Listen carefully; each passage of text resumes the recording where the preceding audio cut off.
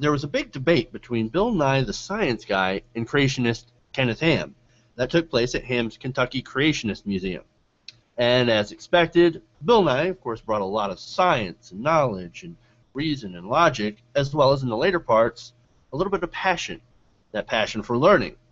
While, of course, Mr. Ham brought out some examples of people who are scientists and that were also creationists, such as the notable example of course, MRI inventor Ray Damadian, as well as Craig Venter, and a few others. Basically, in order to say, hey, look, you can believe in this stuff while also making things and inventing things. Now, Ham, of course, began the debate by asserting that secularists hijacked the word evolution and even the word science itself in order to, quote, indoctrinate children. Now, he also brought in the idea that we have two types of science. That is observational science and historical science. Now, observational science being what you can see and study and also observe and use to build things like cell phones and computers and whatnot. So what's historical science? Well, according to Kenneth Ham, in his words, historical science is basically saying, well, since we weren't there, we cannot observe. Whether it's molecules to man evolution or whether it's creation account, you're talking about the past. We like to call that origins or historical science, and that's knowledge concerning the past. So from what I get from that is that his argument was basically, you weren't there, so how can you really know? Bill Nye, of course, countered that with the fact that there was evidence in the form of ice core samples, fossil records, sediment layers, the cosmic background radiation signal, so on and so forth, that says that, yes, we can measure the age of the Earth through that evidence. So from my view, Ham's evidence was summed up pretty much with, well, that stuff is unreliable. You can't actually date the Earth. But luckily, I have this book that tells you exactly what happened. But I don't really want to focus too much on the debate, the substance of the debate itself, as much as the response to it, and if it was actually a good idea to debate Kenneth Ham, for Bill Nye to debate Ham. Now, before I get into that, of course, I just want to mention that the most striking thing for me from this debate, which of course I'm not sure if you can really call it much of a debate, because I don't really think anybody's minds were changed, was that ironically the question of is there anything that would actually change your mind, Ham had responded with a resounding no, while Bill Nye had responded that if there were evidence, it would change his mind. Now, there are a lot of people who consider this debate a waste of time, or even worse, gave legitimacy to ideas the scientific community considers troubling, and I don't know how many times I've heard that word troubling during that debate. I personally don't subscribe to that idea. I think exposing the nuttery of people like Kenneth Ham is kind of a good thing. It reveals the logical fallacies that exist in his arguments and that most people will immediately see as being nutty. Now, obviously, of course, there's a lot of diehards that won't be budged by this, but most normal people, and even a lot of Christians, would consider his evidence and his account of creation not really logical. But I want to go to the panel and ask what the panel thinks, especially you, Jordan, since you are the Christian on the panel. I want to get your thoughts on this debate. So as the Christian in this panel, was totally pulling for Bill Nye, mostly because I think what Ken Ham holds to is not a fundamentally Christian belief, and it's his belief is contradictory. There's all sorts of just reasons why Ken Ham is just silly. But the problem is, like, this is working its way into our public school system. Whenever we start letting creationism, quote unquote literal creationism, and I'll get in that in a second. We start treating that as what the phrase was, teaching the controversy. Then I think Bill Nye got into this in the debate. I didn't watch it because I think the debate is kind of crazy to have in the first place because it does legitimize Ken Ham's point, or stance, I should say. But there is certainly a notion, and I've mentioned this in the past, that a lot of the political underpinnings to this argument is that if you can if you can challenge science, if you can make the scientific method seem like an equal opinion to a religious belief, then you undercut a whole lot of of things that depend on science, and so you can push for no regulation on things that might impact climate change because their science isn't reliable and we don't know climate change is happening, stuff like that. But I would just like to point out that Ken Ham does not hold to a literal reading of the creation account in Genesis for several reasons. One, Genesis 1 and Genesis 2 each have their own creation account. There is not one creation account in Scripture, there is two, and they contradict each other. They are in a different order. Different things happen in different orders in the creation accounts, specifically when mankind is created. So if you're going to say you hold to a literal account of creation, then I guess maybe you believe in parallel universes, like God made two universes maybe. But the other thing is, even getting that obvious point aside, if you hold to a literal creation account, this is what you see. That is what Genesis 1 and 2 describe. This is ancient Near East, specifically ancient Israel's cosmology. This is what they thought the universe looked like. This is what the world was. There's a verse about the waters being split. So that's where they thought rain and stuff came from. Is you had your waters on the earth that were lakes and rivers. Then you had waters up in the above the firmament, which was literally a dome that covered the earth. And there were floodgates that would open up in the firmament, and that's where weather came from. This is what you get if you hold to a literal reading of Genesis. Now, we obviously know that's not true because of observation. We've flown or we've orbited the world. We have pictures of the world. We know it doesn't look like this. So if you're going to say that you're holding to a literal account of Genesis, then you're denying the most basic observable truth about what the world is. And Ken Ham, if he's going to say then that the Bible, that Scripture, is where he gets all of his cosmology from, then he's a liar because he doesn't hold to an ancient Near Eastern cosmological view. He believes that the world is what it is and the universe is what it is, and then he just cherry picks all these crazy little things that that really have nothing to do with the actual Christian faith and makes them essential. And not only does he make them essential to the faith, but he even wants to force them down people's throat as supposed science.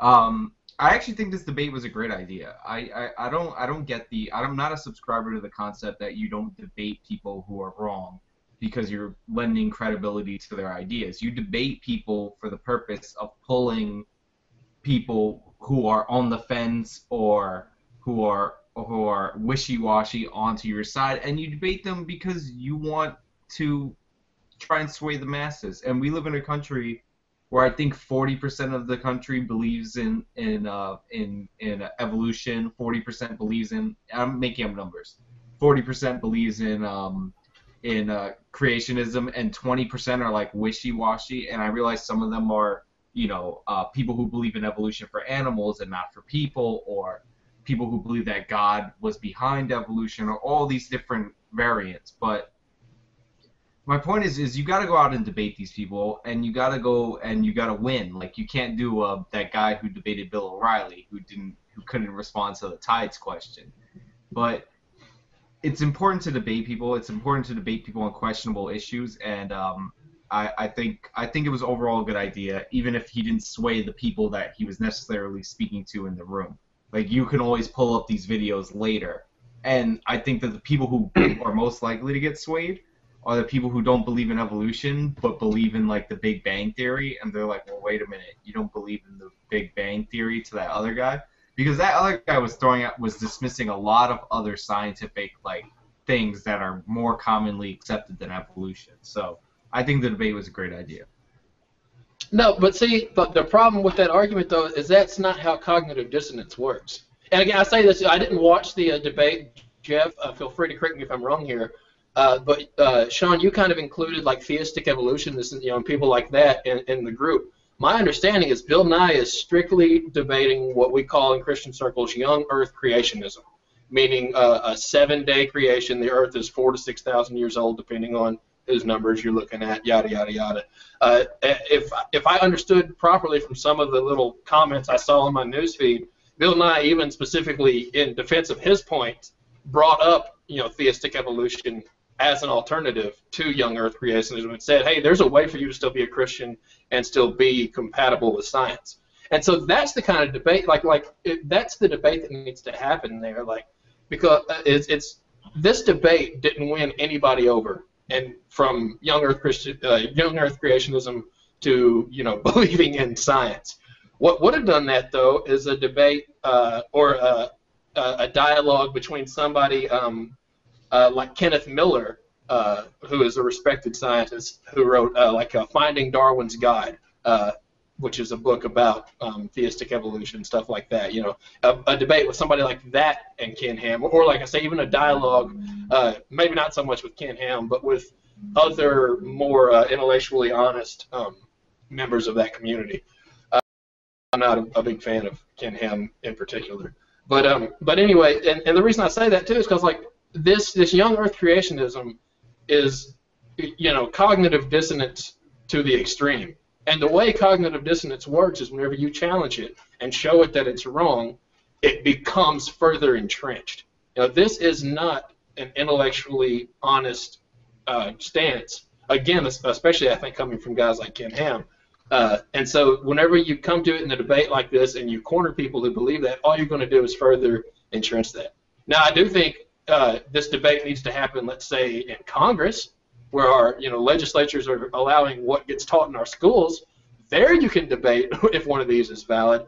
But I don't think an actual scientist, someone respected in the scientific community, putting himself on equal ground with someone like Ken Ham really accomplishes anything. Just because to the public eye, it makes Ken Ham look as legitimate as Bill Nye. Yeah, I don't agree with that, and I wasn't saying that Ken Ham's people were people who believed in evolution but guided by God. But I'm just saying there are people who are on the fence that are in between that will see this debate video, or what's amusing is the people in Ken Ham's church will probably post this video all over the internet saying, look how Bill Nye got owned and all that, and then there will be people who watch the video and they'll be like, well, wait a minute, I was wishy-washy on young Earth creationism or something, but they're like, I didn't realize that includes no Big Bang theory. Ken Ham, he didn't believe in so many things when it came to that debate, and it's just there's some people in the middle, and I think it's important to go debate your skeptics. I think one of the best series of YouTube videos are people who know what they're talking about debating creationists who don't know what they're talking about on the news or whatever. And I think that the global warming people, and I made a video about this a long time ago, need to come out and start debating people, because if you're not, it's not like you're 80% of the general public is with you. You're at 50-50 right now. So I think you need to go out there and try and win some people over. Yeah, I actually agree with Sean. I didn't see much of the harm in the debate, because when you really listen to what he said, to what Kenneth Ham was arguing, it shows it's ridiculous. He had nothing except for the answer. I got a book with all the answers, and that's it. It made absolutely no sense, and it's not like it was a debate against the existence of a God. Even Bill Nye said, hey, if there were evidence, I would believe it if there were evidence. It really showed how Kenneth Ham and people like the young Earth creationists are so locked into that view that no matter what evidence comes out, they will never believe it. And I think a rational person will take a look at that and go, "Ooh, that's crazy. That's crazy, dog. If there was a good idea, why don't we believe it? And if it's got evidence and proof." Because I think most people like to operate in the land of, okay, show me.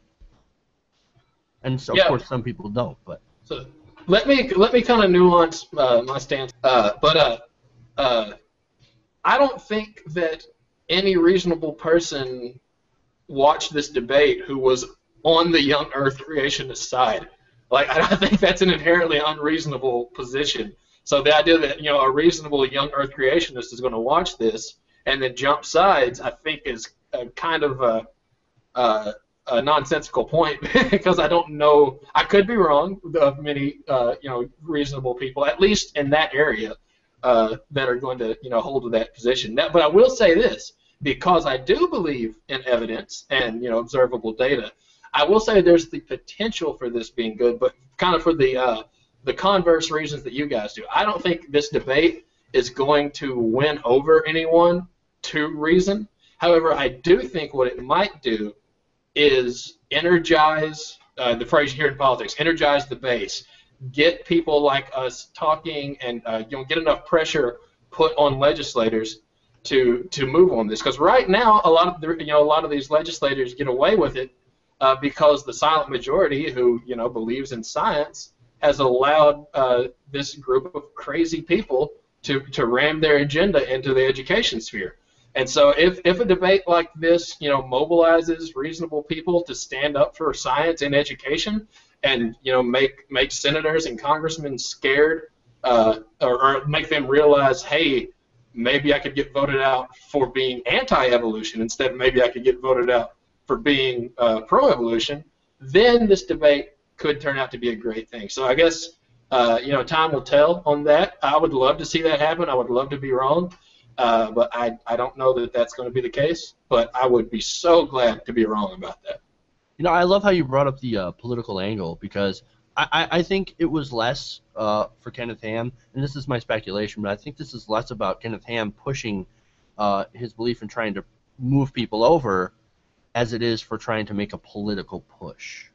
And his presentation, if you can remember, and I know you didn't watch it, Jordan, but part of his presentation, Kenneth Ham was putting God's law versus human law. He had this big thing where, God's law is moral absolutes, and if you're going by human law, it's moral relativism that leads to things like abortion, and leads to things like contraception, and leads to things like gay marriage, whereas God's law is absolute, and you won't have that moral relativism.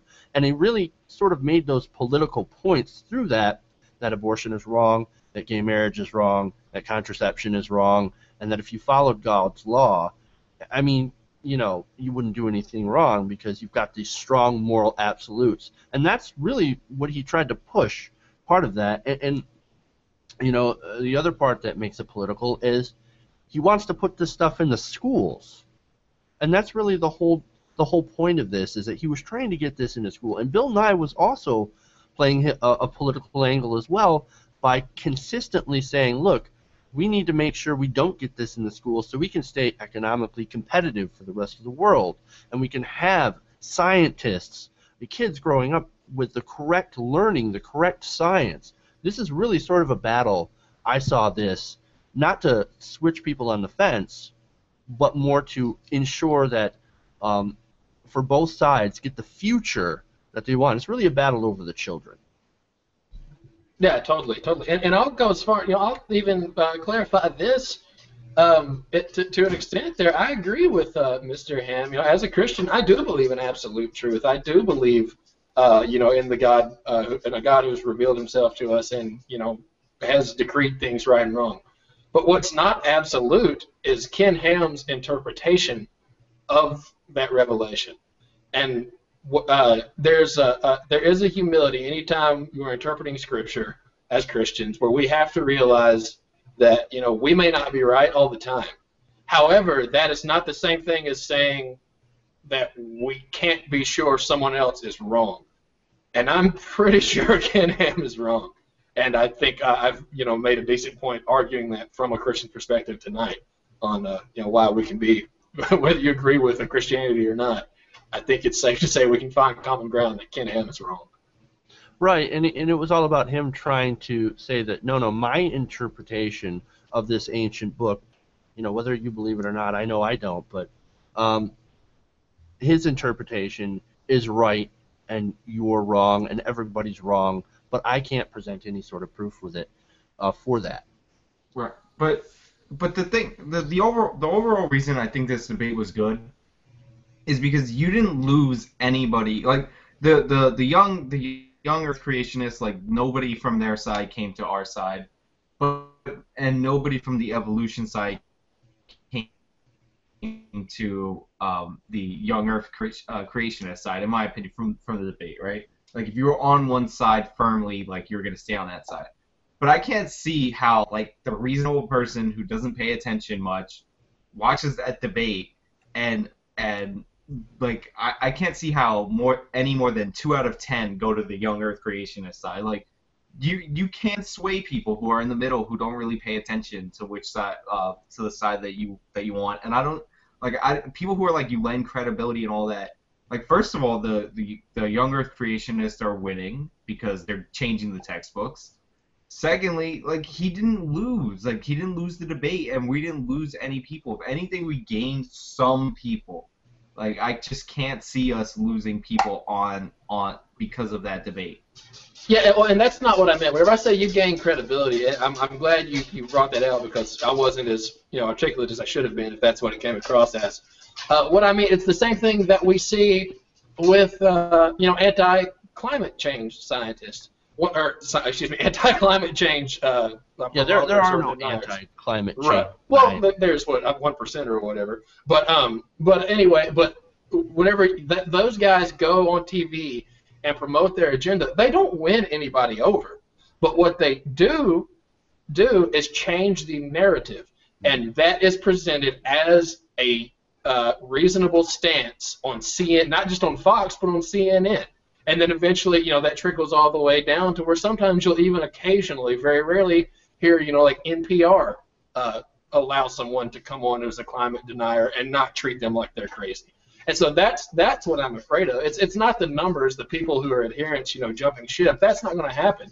But what happens is we build this narrative where it is accepted in our culture by the establishment that this is a reasonable or valid position, and then whenever new ensuing generations are brought up in that who don't get to jump ship or whatever, they're presented with these two false choices that may or may not both be right, whenever one of them is clearly an unreasonable position.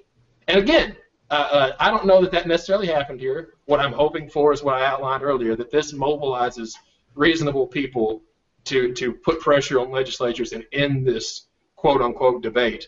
And let us move past this. If you guys watching have a stance on this issue, make sure to leave a comment. Do you think Bill Nye won the science versus creationism debate, or do you think that Kenneth Ham won? Or why not? And do you think it was a good idea? Make sure to leave your comments below.